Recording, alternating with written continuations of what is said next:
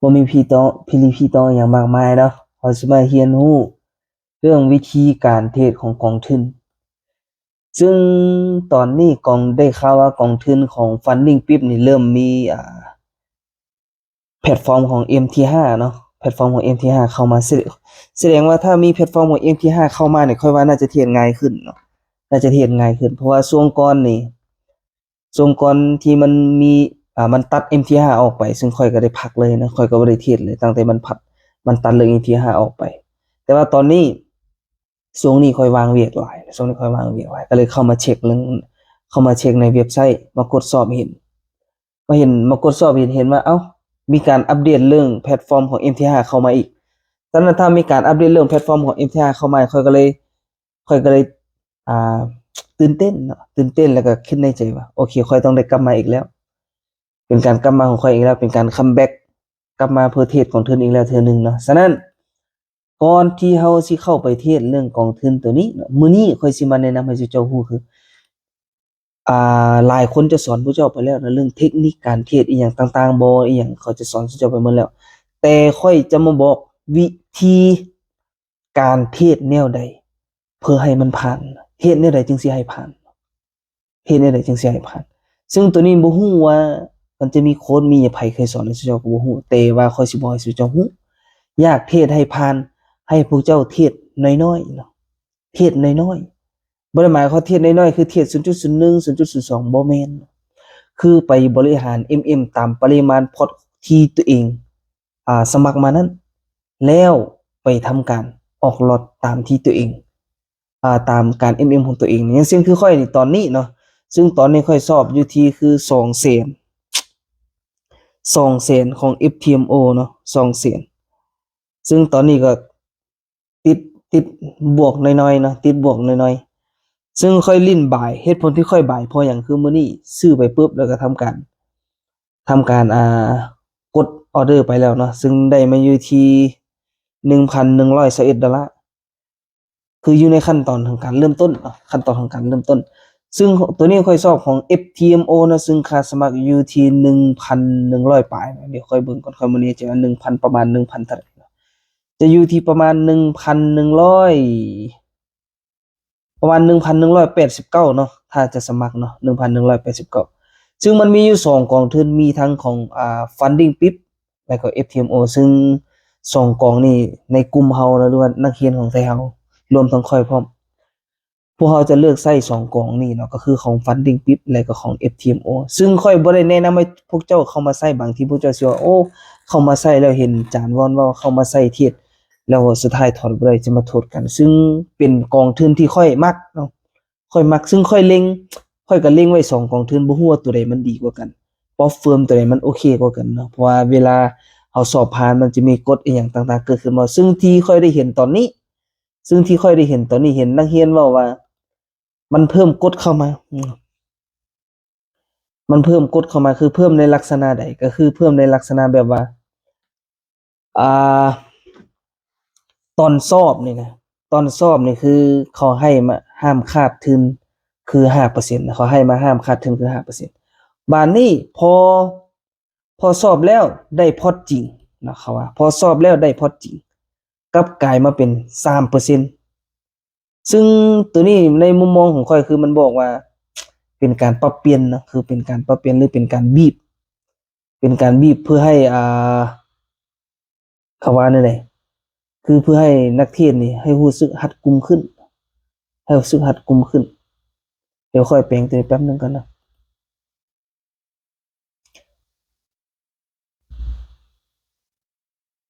โอเคกลับมาละตัวนี้เพจที่ค่อยวางเนาะค่อยวางในกลุ่มผมเห็นซึ่งตอนนี้พวกค่อยบ่ายอยู่แล้วเนาะพวกค่อยบ่ายขึ้นมาอยู่แล้วโอเคหวังว่าจะเห็นชัดเจนนะตัวนี้เนาะปึ๊บนั่นนี่ตอนนี้คือค่อยบ่ายเหตุผลที่ค่อยบ่ายย้อนหยังนะซึ่งเขาจะบ่เว้าหลายเรื่องพวกนั้นแต่ค่อยสิมาบอกวิธีเนาะซึ่งพวกเจ้าสิสอบกองใดก็อย่าจะสอบกองของ FTMO หรือกองใดก็อย่านะซึ่งตอนนี้แม่นกองทุนของเดี๋ยวมาเบิ่งนี่เนาะ ตอนนี้ของ Funding Pip นะคือราคาถูกคือราคายังถูกอยู่คือเก่านะของ Funding Pip คือตอนนี้นะมันเพิ่มเข้ามามีแพลตฟอร์มของ MT5 และของMac Trader เนาะตัวนี้คือค่อยบ่ค่อยใช้ดอกค่อยสิใช้แต่แพลตฟอร์มของ MT5 อย่างเดียวถ้ากล่องใดบ่มีแพลตฟอร์มของ MT5 ค่อยบ่เข้าไปเด็ดขาดเนาะซึ่งผมจะมาเบิ่งคือในของ Funding Pip ตัวนี้เนี่ยมันจะมีพอร์ตอยู่ที่ $5,000 ถึง $100,000 อยู่ที่ว่าความสามารถของเขาจะเข้าไปเอามันได้แนวใดเนาะเขาจะเข้าไปเอามันได้แนวใดในค่าสมัครของพอร์ต$5,000 ตัวนี้อยู่ที่59เหรียญเนาะ59เหรียญซึ่งเงื่อนไขในการเทรดของมันก็คือใน$5,000นี้บ่กำหนดเวลาสิเฮาสิเทรดในประมาณจักเดือนจักปีนะแต่ว่าอย่างน้อยคือ3-5มื้อขึ้นไป$1,000ตัวนี้ห้ามขาดทุนที่ 5% ก็คือห้ามขาดทุน$250ต่อมื้อแต่ต้องเฮ็ดบ่กำไรอยู่ที่คือเก่าเนาะ8-50%คือเก่าเนาะตัวนี้เนาะซึ่งข้อที่ค่อยมักที่สุดก็คือ MT5 ที่มันเข้ามาตัวนี้ซึ่งค่อยบ่ฮู้ว่ามันเข้ามาตอนไหนแต่ซึ่งนักเรียนค่อยที่มันบอกค่อยคือมันเข้ามาโดนแล้วค่อยก็รู้ว่ารู้สึกคือตื่นเต้นและดีหลายค่อยสิได้กลับเข้ามาในวงการนี้ในวงการของกองทุนอีกครั้งพอสงก่อนที่มันหยุดตัวนี้ไปคือค่อยก็บ่ได้เข้ามาเทรดอีกเลยเนาะบัดนี้เมื่อเว้าถึง2กองทุนนี้ไปแล้วบ่ได้อวยเนาะบ่ได้อวยค่อยบ่ได้เครดิตจากผมจากของ2กองทุนนี้จักอย่างเลยเพียงแต่ว่าค่อยมาแนะนำให้ซุเจ้าในนามที่พวกเจ้าคือมีเงินน้อยแต่อยากไปเทรดแล้วก็อยากได้ก้อนใหญ่อยากได้กองทุนเพื่อกลับมาบริหารเพื่อเป็นการทดสอบตัวเองว่าเทคนิคที่ตัวเองได้ฝึกและเทคนิคที่ตัวเองได้เรียนมานั้นมันให้ผลแนวใดเนาะให้ผลลัพธ์แนวใดคือบัดนี้ก่อนที่เราจะเข้าไปสู่เรื่องการเทรดก่อนที่จะเข้าไปสู่เรื่องการเทรดตัวนี้ปึ๊บ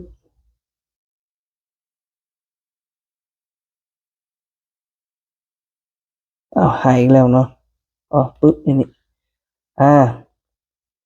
บัดนี้ก่อนที่เราจะเข้าไปสู่เรื่องการเทรดตัวนี้สำหรับการเทรดกองทุนเด้อจื้อไว้สำหรับการเทรดกองทุนหรือจะเอาไปใช้ในการเทรดพอร์ตจริงก็อย่าแล้วแต่ซุเจ้าเนาะแต่ว่าสำหรับการเทรดกองทุนที่ค่อยเคยเทรดมาตั้งแต่3-4ปีหลังนี่คือค่อยเติบโตจากการเทรดกองทุนนะเว้าให้ฟังค่อยเติบโตจากการเทรดกองทุนบ่ได้เติบโตจากการเทรดพอร์ตจริงซึ่งณปัจจุบันตอนนี้การเทรดพอร์ตจริงมีปัญหาหลายอย่างเกิดขึ้นเนาะบางคนเทรดได้กำไรแล้วถอนบ่ได้ก็มีบางคนคือเทรดแล้วบางคนก็อ้างว่าเกิดจากอภิธาตุบ่เกิดจากการเฮ็ดจ็อกเฮ็ดจริงอีหยังต่างๆคือซึ่งโบรกเกอร์นี่คือมีกฎต่างๆหลายอย่างที่พวกเราบ่ฮู้เนาะซึ่งเป็นการอีหยังเกิดขึ้นคือซึ่งเราขอบ่เว้าถึงในเรื่องพวกนั้นเนาะบัดนี้สิ่งที่เราจะเว้าคือเราจะเว้าในมุมมองของพวกเราคือค่อยนี่เป็นสายในการเทรดกองทุนเนาะเป็นสายในการเทรดกองทุนฉะนั้นถ้าพวกเจ้าอยากเติมพอร์ตจริงค่อยก็แนะนำแต่โบรกเกอร์ว่าพวกนี้ดีพวกนั้นดีพวกนี้เป็นนี่ค่อยฮู้พวกใดดีค่อยก็จะแนะนำแต่พวกนั้นให้พวกเจ้าแต่ค่อยขอบ่รับประกันเนาะแต่สำหรับกองทุนนี่คือกันไผเก่งไผมีความสามารถที่ได้ฝึกฝนเรียนรู้เทคนิคของตัวเองมาแล้วก็ลองมาทดสอบเบิ่งบางคนนี่เรียนเทคนิคเรื่องเทคนิคไปเรียบร้อยปุ๊บแต่ว่ากำลังยังกลายเป็นคนแบบว่าไปตามหาฮู้เทคนิคขั้นเทพคือค่อยเว้ามาแล้วจักกี่ปีค่อยก็เว้าอยู่คือเก่ามันบ่มีเทคนิคใดที่สิเจ้าเฮ็ดแล้วได้กำไรเป๊ะๆบ่มีเนาะสิ่งเดียวที่สำคัญที่สุดในตลาดนี้คนสำเร็จต่างๆพวกเจ้าเซิร์ชเข้าไปเลยอยู่ใน Google หรืออยู่สิเสิร์ชถามใน ChatGPT ก็ได้คือคนที่จะสำเร็จในตลาด Forex ตัวนี้มีเพียง1หรือ 2% และ1หรือ 2% คนที่สำเร็จในตลาดตัวนี้เขาลิ้นในลักษณะแบบใดคือเขาจะลิ้นในลักษณะแบบน้อยๆก็คือเขาจะลิ้นในจังหวะที่เขาจะลิ้นในช่วงจังหวะที่ยาวแต่เขาจะเข้าออร์เดอร์ในจังหวะที่ว่าบ่ได้หมายความจังหวะที่ว่าแม่นๆเด้คือเขาจะเข้าออร์เดอร์ในจังหวะที่ time frame ที่ใหญ่กว่าใหญ่ขึ้นเพราะว่าอย่างเมื่อ time frame ที่ใหญ่ขึ้นผลลัพธ์จะได้ดีและผลลัพธ์จะตอบโจทย์กว่าที่เฮาลิ้น time frame น้อยเพราะว่าอย่างพอเฮาลิ้นใน time frame ใหญ่เฮาบ่ค่อยที่จะไปวนกับมันเพราะว่าเฮาลิ้นแล้วปุ๊บเฮาก็จะตั้ง SLTP ไว้เพราะว่าเวลามันหลายแต่ถ้าเฮาไปลิ้นใน time frame น้อยปุ๊บเฮาจะกลายเป็นคนที่ว่าลิ้นตลอดเวลาลิ้นตลอดเวลาลิ้นสุดท้ายแล้วเฮาก็จะตกเป็นเกมเขาต้องเป็นเกมของโบรกเกอร์อยู่แล้วเพราะโบรกเกอร์หรือว่ากองทุนอันไหนก็อย่าโปรเฟิร์มตัวไหนก็อย่าเขาอยากให้เขาคือเทรดตลอดเวลาถ้ามือใดที่เอาไปเทรดตลอดเวลาปุ๊บมือนั่นแหละเขาได้ก็จริงแต่มือนึงเขาจะเสียพอเสียปุ๊บไปหมดเลยเนาะพอเสียปุ๊บไปหมดเลยฉะนั้นการที่เขาจะเทรดกองทุนค่อยสิบอกให้สิเจ้าฮู้สำหรับในคลิปนี้คือพวกเจ้าต้องเทรดไทม์เฟรมที่สูงขึ้น ซึ่ง time frame ที่สูงขึ้นคือ time frame หยังก็คือค่อยสิเว้าเป็นความหลังให้ฟังเนาะซึ่งค่อยบอกนักเรียนค่อยอยู่ในกลุ่มแล้วพวกเจ้าต้องเทรดใน time frame ที่4ชั่วโมงขึ้นไป4ชั่วโมงขึ้นไปส่วนรายละเอียดดีเทลพวกเจ้าสิเบิ่งใน1ชั่วโมง30นาทีแนวใดคือแล้วแต่เนาะแต่สำหรับนักเรียนค่อยบอกไปแล้วแต่สำหรับมื้อนี้ค่อยสิบอกแนวทางคีย์เคล็ดลับให้พวกเจ้าคือเบิ่ง4ชั่วโมงขึ้นไปเนาะเบิ่ง4ชั่วโมงขึ้นไปคือเบิ่งในลักษณะใดเดียวเฮามาเบิ่งกราฟนำกันตัวนี้คือเป็น time frame ที่1ชั่วโมงเดี๋ยวค่อยมาเปลี่ยนเป็น4ชั่วโมงให้เจ้าเบิ่งปั๊บสำหรับนักเรียนนี่คือจื้อไว้เด้อค่อยสอนแล้วใน15นาที30นาที1ชั่วโมงเบิ่งได้ค่อยบอกไปแล้วเนาะแต่ว่าในคลิปนี้เฮาจะบอกให้สำหรับคนที่เป็น FC เนาะหรือว่าคนที่ติดตามให้เขาเจ้าได้ฮู้แล้วก็เป็นการเอาไปต่อยอดเพิ่มเติมนะ1พวกเจ้าจะเบิ่ง HC ก่อนก็ได้หรือจะเบิ่ง D1 ก่อนก็ได้นะสำหรับการเทรดนะค่อยนี่คือจะเบิ่ง HC ขึ้นไปก็คือ HC หา D1 ปึ๊บเปิด D1 ขึ้นมาหลังจากขยายกราฟเหตุผลที่ค่อยเปิด D1 ขึ้นมาให้ผู้เจ้าฮู้เนาะเพราะว่าอย่างค่อยจะหาจุดที่ค่อยจะเข้าออเดอร์และจะวาง stop loss นะแล้วเราจะลิ้นในลักษณะไหนเมื่อเข้า D1 คือสำหรับค่อยจะลิ้นตามแท่งที่มันเปิดให้เฮาเนาะกองทุนพวกเจ้าเทรดเดี๋ยวนี้โลดมื้อนึงพวกเจ้าสิได้เทรด1หรือ2ออเดอร์เท่านั้นเนาะ1หรือ2ออเดอร์เท่านั้นถ้าพวกเจ้าเฮ็ดแนวนี้บ่ได้การพานกองทุนพวกเจ้าและการที่จะอยู่ระยะยาวในเรื่องของการเทรดนี่คือเป็นไปบ่ได้เลยเนาะเกิดว่าจะเป็นไปบ่ได้เลย1ให้พวกเจ้ามาเบิ่งที่ D1 แล้วพวกเจ้าสังเกตว่าโอ้แฮงซื้อแฮงขายอันใดที่ยังเหลืออยู่ซึ่งค่อยสิยกตัวอย่างตัวนี้เนาะค่อยสิยกตัวอย่างตัวนี้คือเป็นคีย์สำคัญที่สุดเลยนะอันนี้คือเอามาปล่อยให้เป็นน้ำจิ้มให้ฟังเนาะปั๊บปึ๊บ D1 พวกเจ้าเห็นหยังเนาะ D1 พวกเจ้าเห็นหยังคือพวกเจ้าเห็นแฮงบ่ายเนาะค่อยเว้าถึงอาทิตย์อันนี้คือเป็นแท่งปัจจุบันนี่คือเป็นแท่งปัจจุบันซึ่งเมื่อวานนี้ D1 ได้จบบ่ายซึ่งจบบ่ายปุ๊บและแฮงบ่ายชนะแท่งก่อนหน้านี้แบบเต็มเลยก็คือเป็นการบ่บอกให้ฮู้ว่ากราฟในมือต่อไปจะขึ้นต่อ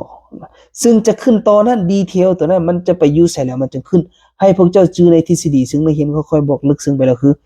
กราฟถ้ามื้อนี้มันจบเซลล์หรือว่าจบบ่ายก็ดีถ้ามันจบแล้วชนะแท่งก่อนหน้าของมันได้มือต่อไปกราฟมันจะกลับเข้ามาเคบอดี้ของตัวเองแล้วจะกลับตัวไปทางที่มันจบของมือวานนั้นพวกเจ้านึกภาพเนาะนึกภาพมานี่เห็นบ่นี่เดือนนึงไปแล้วปุ๊บค่อยจะตีเส้นของว่าโอ้ตัวนี้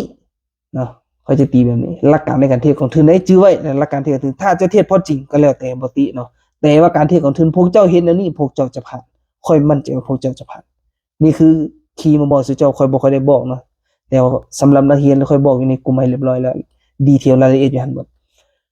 อันนี้พวกเจ้าได้ใส่หรือว่าเอาง่ายพวกเจ้าตีเส้นของแท่งที่จบในเมื่อวานนี่ให้ออกมาให้ได้ก่อนเนาะตีเส้นของเมื่อวานเนี่ยออกมาให้ได้ก่อนเพราะว่าอย่างพอพวกเจ้าสิเอามาเป็นตัววัดเก็บกำไรของมือนี้มานี้พวกเจ้าสังเกตเห็นบ่เจ้าสังเกตบ่กราฟได้ทำการพอออกมามื้อนี้ปุ๊บกราฟได้ทำการเทลงมาปั๊บปุ๊บแล้วกลับตัวขึ้นไปเทียบที่จุดเก่ามันบ่แม่นเรื่องบังเอิญและมันบ่แม่นเรื่องที่ว่ากราฟเกิดขึ้นแล้วค่อยมาบอกสู่เจ้าเพราะตอนนี้ค่อยบ่ายมาแล้วเนาะค่อยบ่ายมาแล้วค่อยสิเจ้าพวกเฮาบ่ายกันมาในกลุ่มเรียบร้อยแล้วเนาะบ่ายกันมาในกลุ่มเรียบร้อยฉะนั้นเป็นหยังเฮาจึงลิ้นการเทรดกองทุนให้พวกเจ้าเทรดในจังหวะที่เป็น HC ขึ้นไปบางคนนี่มันไปเทรดตลอดคือเพราะว่าหยังมันอยากผ่านไวเนาะมันอยากผ่านไวแล้วก็มันคิดในมุมมองว่าอยากได้อยากภาษาไทยเขาว่าก็คืออยากรวยไวนะอยากรวยสำหรับค่อยสิบอกให้พวกเจ้าฮู้ว่าการที่เฮามาเทรดในตลาด Forex ตัวนี้คือเฮามาเก็งกำไรเฮามาเพื่อเอาเงินบ่ได้มาเพื่อมาลิ้นจื้อไว้เนาะเฮาเอาเงินน้อยมาแลกเงินหลายหรือจะเอาเงินหลายมาแลกเงินหลายก็แล้วแต่อยู่ที่งบประมาณของไผของมันเนาะงบประมาณของไผของมันตัวนี้ค่อยมาแนะนำวิธีให้ฟังหลังจากนั้นพวกเจ้าฮู้ว่า D1 มันเป็นจังไดต่อไปพวกเจ้าไปที่ HC เนาะไปที่ HC ปั๊บแล้วทำการเข้าออเดอร์ตาม HC เลยเนาะเหตุผลที่ค่อยเข้าออเดอร์ในครั้งนี้ปุ๊บกราฟย่อนลงมาปั๊บค่อยจะทำการกดออเดอร์บ่ายอยู่จุดนี้ขึ้นไปซึ่งค่อยจะเบิ่ง เฮ็ดหนึ่ง30 นาทีประกอบแต่ค่อยขอบ่เว้าไปถึงตอนนั้นเพราะเดี๋ยวนักเรียนเขาเจ้าสิบ่พอสิเว้าให้เนาะฉะนั้นพอเว้าได้ส่ำนี้สุเจ้าก็ต่อยอดเอาเองเนาะต่อยอดเอาเองว่าเฮ็ด1 30 นาที15 นาทีเฮ็ดในลักษณะใดค่อยบายอยู่นี่ปึ๊บ SL ค่อยคืออยู่นี่พวกเจ้าฮู้บ่ปึ๊บ SL ค่อยคืออยู่นี่เป็นหยังค่อยจึงวางอยู่นี่บ่ให้นะกราฟเกินแล้วค่อยมาเว้าสุเจ้าฟังปึ๊บ TP ค่อยคืออยู่นี่เพราะว่า SL ค่อยจะวางต่ำกว่าไส้ของมื้อวานที่มันจบไปมื้อใดที่กราฟมันลงมาเคลียร์ไส้ของมื้อวานได้แล้วกลับตัวขึ้นไปให้พวกเจ้าฮู้ได้เลยว่ากราฟจะลงต่อเนาะกราฟจะลงต่อฉะนั้นตอนนี้กราฟบ่ได้เคลียร์ก็บ่งบอกถึงว่ายังมีแฮงบายหรือยังมีออเดอร์ฟิปที่ยังอยู่ฉะนั้นกราฟจะทำการขึ้นมาเคลียร์คนที่ follow sell ลงมาแล้วอาจจะทำการไซด์เวย์เล็กน้อยแล้วไปต่อหรือจะทุบอยู่ที่ว่ามันจะเคลียร์ไฮก่อนหน้าได้บ่เนาะนี่คือเป็นคีย์เป็นเคล็ดลับให้พวกเจ้าได้ฮู้คือถ้าอยากสอบกองทุนแล้วให้ผ่านให้พวกเจ้าเทรดไทม์เฟรมที่สูงขึ้นเพราะว่าหยังเพราะพวกเจ้าเทรดไทม์เฟรมที่สูงขึ้นจะเฮ็ดให้การหัดกลุ่มจะเฮ็ดให้การเอาง่ายคือบ่เฮ็ดให้พวกเจ้าสับสนคือบางทีเนี่ยเฮาไปเทรดไทม์เฟรมหลายๆไทม์เฟรมเบิ่งไทม์เฟรมนี้เบิ่งไทม์เฟรมนั้นสับสนวุ่นวายเนาะคือค่อยแนะนำสั้นๆเบิ่ง HC Day 1แล้วสังเกตว่า Day 1จบอย่างแล้วย้อนมาที่ HC แล้วหาจังหวะในการเข้าของ HC แล้วตั้ง SLTP ตามนั้นเลยแพ้บ่เป็นหยังแต่พวกเจ้าสำคัญคือพวกเจ้าเฮ็ดแนวนี้ซ้ำๆได้บ่เนาะบ่แม่นนั่นจะคือบางคนเรามาโฆษณานี่นั่นจังซี่ซั่นบ่เกี่ยวพวกเจ้าต้องโฟกัสที่ตัวพวกเจ้าเองบ่มีไ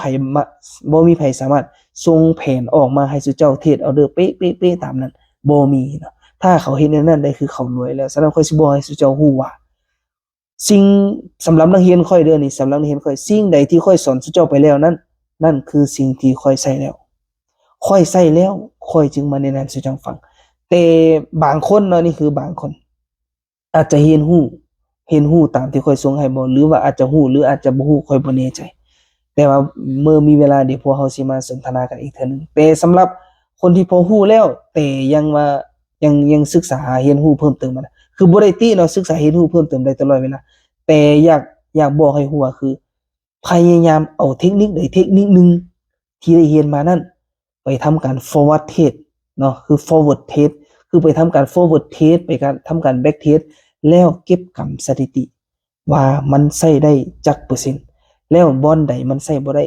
จดเมียนบันทึกถ้าผู้เจ้าเก็บรายละเอียดสถิติการ back trade บ่เป็นพวกเจ้าสิเทรดเป็น100 ปีพวกเจ้าก็เทรดบ่ได้สิเรียนมา100ครู100โค้ช100อาจารย์พวกเจ้าก็เทรดบ่ได้สุดท้ายพวกเจ้าต้องได้กลับมาเก็บพฤติกรรมของพวกเจ้าต่อเพราะว่าหยังเขาจึงเว้าว่าเฮาเฮ็ดแนวใดเฮาสิได้แนวนั้นคือเฮาเรียนรู้ฝึกฝน back trade ดีๆเฮาไปเทรดเฮาก็จะได้กำไรถ้าเฮาบ่ back trade บ่เรียนรู้บ่ฝึกฝนมีแต่จะเข้าไปเพื่อหวังกำไรบ่ได้เฮาก็จะเสียเงินซึ่งระบบการมันก็เป็นแนวนี้คือปัจจุคนเฮามันก็เกิดจากแบบนี้เนาะอยากได้เงินก็ไปหาเงินเฮ็ดเวียกแล้วได้เงินแม่นบ่เฮ็ดเวียกแล้วได้เงินบ่มีฉะนั้นการเทรดคือกันถ้าเจ้าบ่ฝึกแล้วเจ้าบ่แบกเทรดเก็บประสบการณ์แล้วเจ้าจะเข้าไปตลาดเพื่อหวังเงินค่อยว่ามันเป็นไปบ่ได้ฉะนั้นเจ้าต้องแบกเทรดให้ได้ก่อนให้พวกเจ้าจือทุกเทคนิคมันเฮ็ดกำไรได้หมดเลยบ่ว่าจะใช้ MACD ตัวเดียวจะใช้ RSI ตัวเดียวจะใช้ Momentum ตัวเดียวจะใช้ MACD ตัวเดียวจะใช้ Bollinger Band ตัวเดียวก็เฮ็ดกำไรได้ขอแต่เจ้าหาจุดอ่อนจุดแข็งของมันได้แล้วมีไผเคยฝึกมีไผเคยฝึกค่อยว่าหลายคนนี่มันเป็นลงเรื่องคนที่มาโพสต์สตอรี่มาลงว่ากำไรแนวนี้จังซี่จังซั่นเลยให้ได้คนมันเป็นลงที่จริงพวกเจ้าบ่ฮู้คนที่เขามาโฆษณาแบบนี้บางคนนี่เป็นเพียงนักการตลาดแต่อาจบ่ได้เท็จจริงเข้าใจบ่ฉะนั้นพวกเจ้าต้องวิเคราะห์วิจารณ์ให้มันดีๆเนาะอันนี้ค่อยขอบ่ก้าวไก่เรื่องคนอื่นแต่ค่อยสิบอกให้เจ้าฟังว่าค่อยเห็นนักเรียนหลายคนเนาะซื้อนักเรียนค่อยมีประมาณอ่า7-90 70-80% นี่คือ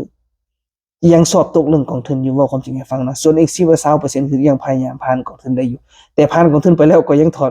บ่ได้ก็มีเนาะก็ยังถอนบ่ได้ก็มีฉะนั้นข้อยอยากบอกให้ฮู้คือเหตุผลที่พวกเจ้าบ่ผ่านกองทุนหนึ่งเลยนะหนึ่งเลยคือพวกเจ้าคุมใจตัวพวกเจ้าเองบ่ได้2พวกเจ้ายังฮู้บ่ลึกตามเทคนิคที่ให้เนาะ3 พวกเจ้าอาจจะฮู้แล้วแต่ไปอาจจะไปเทศน์ในนอกกรอบบ่หรือหยังเพราะว่าหยังคือค่อยเทศน์ได้ค่อยเฮ็ดได้บางครั้งค่อยก็แพ้คือกันบางครั้งค่อยก็แพ้แต่ว่าค่อยเฮ็ดได้หลายกว่าแพ้ค่อยได้หลายกว่าแพ้ซึ่งคนเฮามันสอนเรื่องใจกันบ่ได้เนาะฉะนั้นค่อยสิพยายามเนาะฟังนี้ไปค่อยสิพยายามบีบและสิพยายามหาจังหวะในการมาซูมแล้วก็อธิบายให้ผู้เจ้าอีกเทื่อนึงอธิบายให้ผู้เจ้าอีกเทื่อนึงเพื่อให้ผู้เจ้ามีไฟในการเทศน์เพราะว่าเดี๋ยวนี้มันมีหลายอย่างเรื่องกองทุนที่เข้ามานี่คือมีหลายอย่างเกิดขึ้นบางคนบางทีเฮาบ่จำเป็นต้องไปใช้ทุนอีหยังเลยมันมีกองทุนที่เราสอบเนาะกองทุนที่เราสอบเอาสอบผ่านก็เป็นการทดสอบให้เฮาไปเรื่อยๆพอพวกเจ้าฮู้บ่เรื่องการ exchange ตัวนี้มันจะอยู่กับเฮาไปสู่ลูกสู่หลานเพราะว่าหยังเพราะว่าอนาคตข้างหน้าเฮาจะบ่ได้จับเงินเป็นกระดาษเนาะเฮาอาจจะได้ใช้เป็นเงินแบบเป็นดิจิทัลเลยซึ่งเงินดิจิทัลตัวนี้ก็ต้องผ่านของ cryptocurrency พอผ่านเป็น cryptocurrency ปุ๊บถ้าพวกเจ้าบ่มีความรู้เรื่องพวกนี้พวกเจ้าจะสอนเรื่องการเงินให้ลูกให้หลานได้ไดเนาะอันนี้ฝากเป็นให้คิดเนาะฉะนั้นสำหรับคลิปนี้ค่อยอาจสิบ่เว้าหลายเพราะค่อยหากกรรมมาเดี๋ยวค่อยสิพยายามลงคลิปเรื่อยๆลงคลิปเรื่อยๆนะลงคลิปเรื่อยๆเรื่องการเทรดกองทุนเพราะกองทุนตอนนี้ค่อยกลับมาล่าแล้วเนาะค่อยกลับมาล่าที่200,000เดี๋ยวเฮามาลุ้นกันว่าค่อยสิไปฮอดไสเนาะค่อยสิไปฮอดไสเอาละบัดนี้คืออันนี้เป็นสิ่งที่ค่อยสิแนะนำเนาะบัดนี้ก่อนที่จะจากคลิปนี้ไปค่อยสิทวนคืนให้พวกเจ้าฟังคือการที่แยกเทรดกองทุนให้ผ่านคือ1เบิ่ง THC แล้ว D1 ขึ้นไปเบิ่ง THC แล้ว D1 ขึ้นไปให้พวกเจ้าเทียบ time frame ที่ใหญ่ขึ้นไปเป็นหยังค่อยจังว่านั่นคือในคีย์สำคัญที่สุดที่กองทุนบ่อยากให้พวกเจ้าฮู้น่ะคือกองทุนบ่อยากให้พวกเจ้าฮู้ว่า1มื้อมี24ชั่วโมงคือตลาดมันจะเปิดที่น่าจะเปิดที่ประมาณ 8:00 น11 12 โมงเนาะคือตลาดมันจะยากที่สุดถ้าคนมันฮู้ว่า1มื้อมันมี24ชั่วโมงแล้ว24ชั่วโมงคือชั่วโมงใดที่คนมักจะไปเทรดหลายที่สุดเฮาต้องเข้าใจว่า1ชั่วโมงใหญ่กว่านาทีแม่นบ่1ชั่วโมงใหญ่กว่านาที24ชั่วโมง1มื้อใหญ่กว่า4ชั่วโมงฉะนั้นพวกเจ้าเข้าใจว่า4ชั่วโมงมันต้องชนะมัน4ชั่วโมงมันต้องใหญ่กว่า1ชั่วโมง1ชั่วโมงใหญ่กว่า30นาทีฉะนั้น30นาทีบ่สามารถที่จะชนะ4ชั่วโมงได้เข้าใจประโยคนี้บ่เนาะถ้าบ่เข้าใจประโยคนี้คอมเมนต์ไว้เดี๋ยวเราจะมาเจอกันใน EP ถัดไปนะสำหรับ EP นี้บ๊ายบาย